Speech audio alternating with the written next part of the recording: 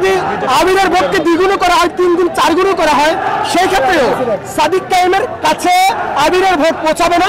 আমার বাবা বলেছেন মানুষের মতো মানুষ হতে, আজকে আমার বাবা নেই।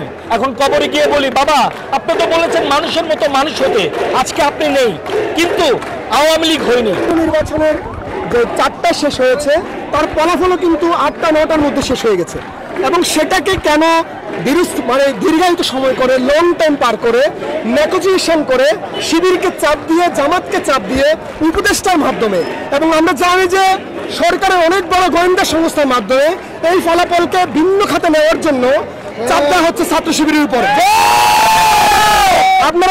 আমরা ইলেকট্রনিক্স এবং প্রিন্ট মিডিয়ার মাধ্যমে এটাও জেনেছি 3 জন উপদেষ্টা বসে জামাত ইসলামীকে চাপ সৃষ্টি করেছে, শিবিরের উপর চাপ সৃষ্টি করেছে, যেন এই নির্বাচিত প্রার্থীদেরকে বন্টন আকারে, যেভাবে বর্গা দেওয়া হয় আমাদের দেশে, বর্গাকারে বন্টন করে এই বিজয়কে ভাগ করে দেওয়া।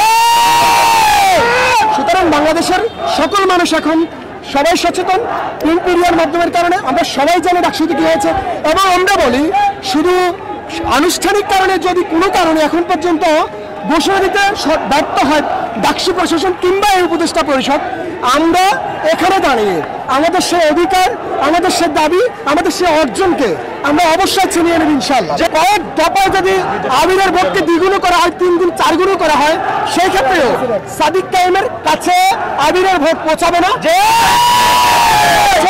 এবং ক্লিয়ার, লাউড অ্যান্ড ক্লিয়ার যে সাদিক কায়েম ডাকসুর ভিত্তি হয়ে গেছেন, এটা কেউ ঘোষণা দেখ বা না দেখ, ছাত্র জনতা সেটা ঘোষণা দিচ্ছে। আলহামদুলিল্লাহ, অনুভূতি অবশ্যই ভালো, যেহেতু এতদিন আমাদেরকে রাজনীতি করতে দেয় নাই, ঢাকা বিশ্ববিদ্যালয় ছাত্রলীগ দেয় নাই।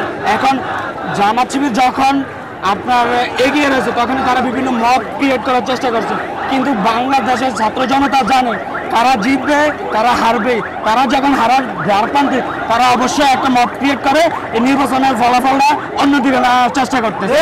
আমি আশা করব ভাবি ভিসি এই রেজাল্ট গুরুত্ব প্রকাশ করবে, আর অন্য কোনো রাজনৈতিক দল যেন কারো আমাদের সাথে নেগোসিয়েশনের মাধ্যমে আমাদের এই রেজাল্টকে বানচাল না করে।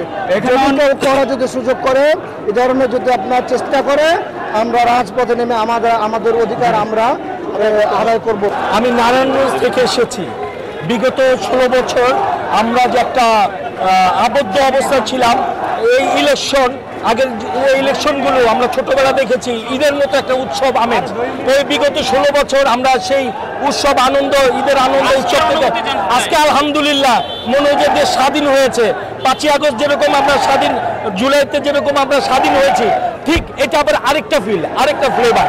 আমার বাবা বলেছেন মানুষের মতো মানুষ হতে, আজকে আমার বাবা নেই। এখন কবরে গিয়ে বলি, বাবা আপনি তো বলেছেন মানুষের মতো মানুষ হতে, আজকে আপনি নেই, কিন্তু আওয়ামী লীগ হয়নি। আমরা দীর্ঘদিন ইসলামী আন্দোলনের সাথে আমরা সম্পৃক্ত হওয়ার পরে আমরা ওপেন কাজ করতে পারিনি ঢাকা বিশ্ববিদ্যালয়ে। আমরা যখন ছাত্র সংগঠন করেছিলাম, তখন আমরা বলেছিলাম যে আমরা কখনো ঢাকা বিশ্ববিদ্যালয় ওপেন হবো, ঢাকা বিশ্ববিদ্যালয় কখনো ওপেন হবো, কিন্তু আমরা সেই অনুভূতি আমরা কখনো দেখি নাই। আলহামদুলিল্লাহ 5 আগস্ট পরে ইসলামী ছাত্র শিবির ঢাকা বিশ্ববিদ্যালয়ে এসে কাজ করার সুযোগ পেয়েছে। আল্লাহ তাআলা সেই বিজয় আমাদেরকে দিয়েছে।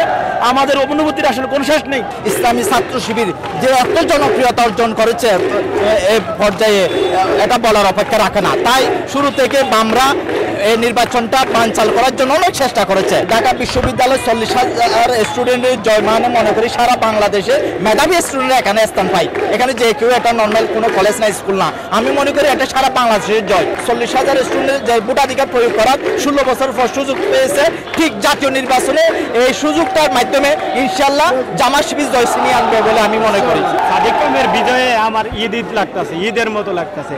আর জামাত ইসলাম বা ছাত্র শিবির এমন একটা সংগঠন বা ওদের সাংগঠনিক কার্যকলাপ বাংলাদেশের আদার্স কোনো রাজনৈতিক সাংগঠনিক কার্যকলাপ ওদের কাছেই যাইতে পারবে না। যখন আমরা এরকম একটা আশা করছি, প্রথম থেকে আমরা চিন্তা করছি আমরা জয়ী হইব, এখন আনুষ্ঠানিকভাবে আমরা জয়ী হয়েছি।